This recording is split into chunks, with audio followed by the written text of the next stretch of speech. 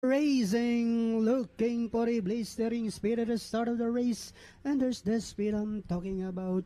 Courtesy of Victorious, rushing up now at the outside is Barek na, running by the rails Raven, next in line now.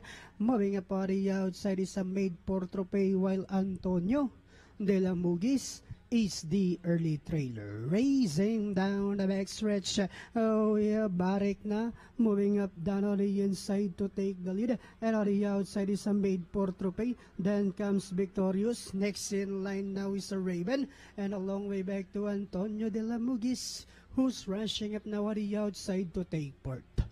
Inside the tres octavo, two runners now fighting around for the lead. Made for Trophy now moving up on the outside to take the lead.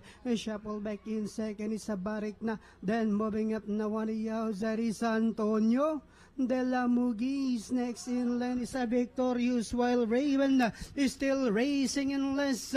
And they are now entering the home stretch. We have Made for Trophy by about 2 lengths. Moving up now on the outside is Barek na. In the middle portion is Antonio de la Mugis. We have Made for Trophy, Barek na. Antonio de la Mugis is racing in third.